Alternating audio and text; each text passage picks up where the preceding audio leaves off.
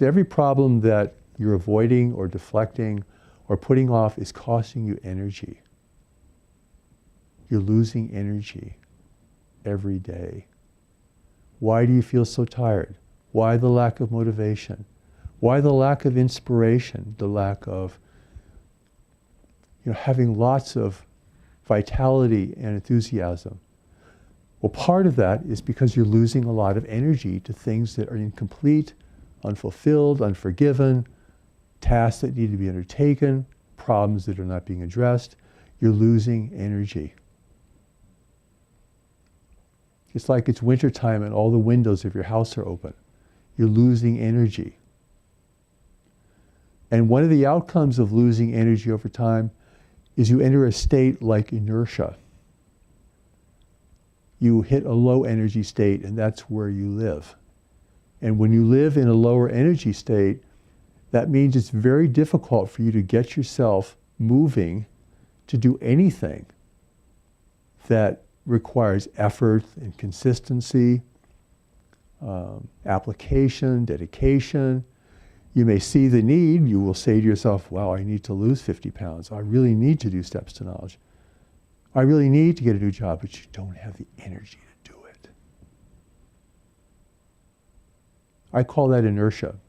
Now, inertia is a physics term, and it means other things, but it's related to the fact that an object in space becomes resistant to movement if it becomes too settled in one place. When we become too settled in a life without any kind of dynamic change, we become resistant to change.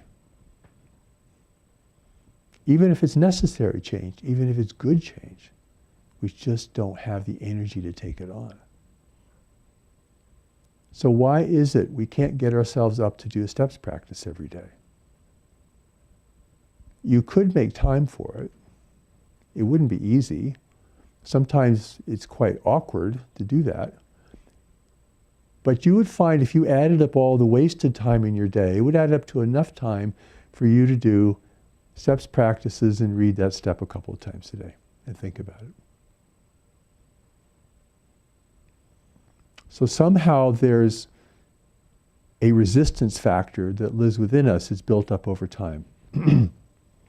It is a resistance to change, even if change is desired.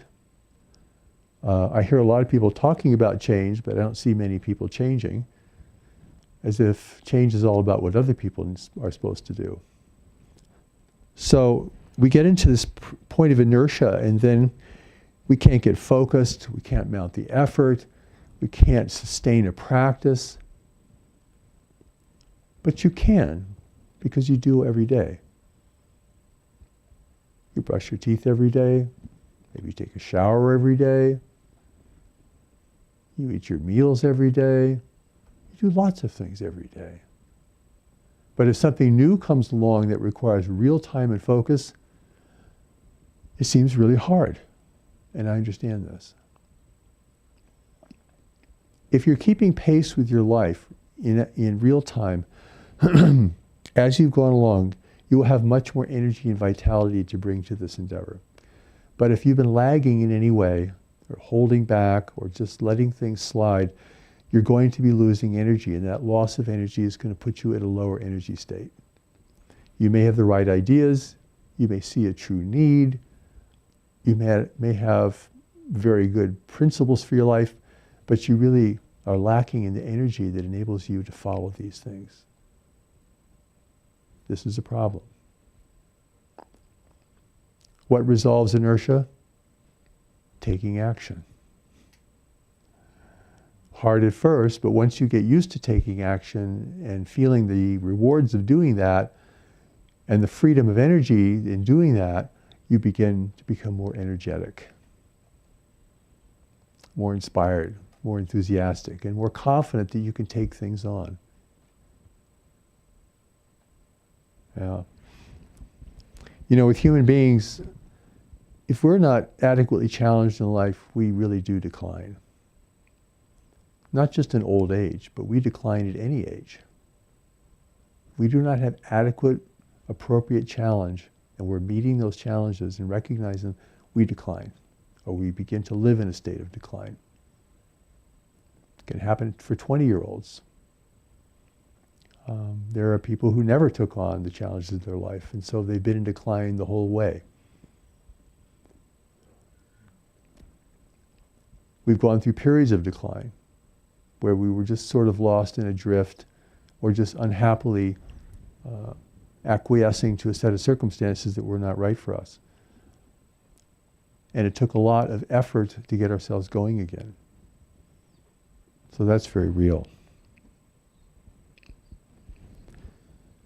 So doing steps to knowledge really is the way out of this morass, this fog of inertia, because it requires you to do something every day. It gives you things to really think about, not just to read and memorize, but just really to think about, and it asks you to show up for practice. And you know, in practice, half of success is showing up. To quote Woody Allen's very serious quote about that, half of success is showing up.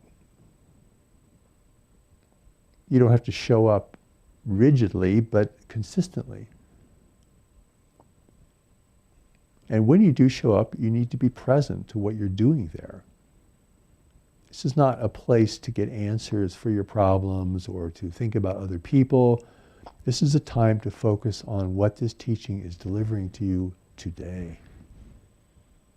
Seeing how you can practice it. What does it apply to in your life? What is it telling you you need to be aware of? And then, of course, the stillness practice is really a massive redirect for your mind, which is anything but still.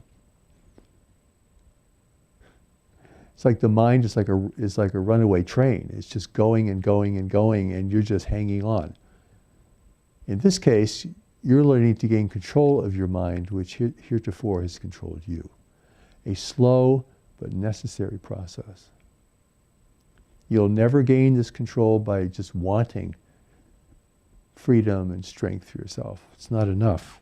You actually have to lay down the tracks for it. You have to establish even the neural pathways in your brain for it. As if your infrastructure of your brain, that has to be remodeled.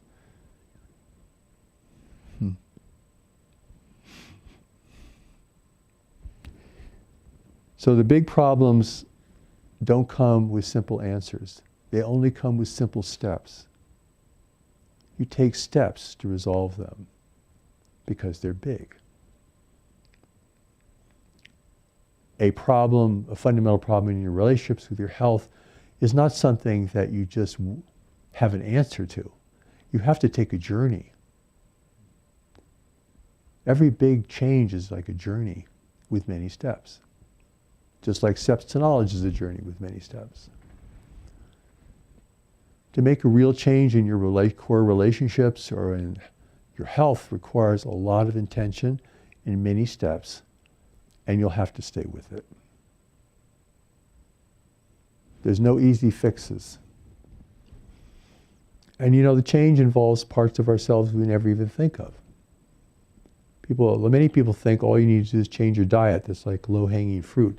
But you're going to have to change your attitudes, your habits of thinking, how you spend your time, how you relate to other people, who you really want to be with, how you regard your feelings and emotions, how you regard your mind and your own mental states.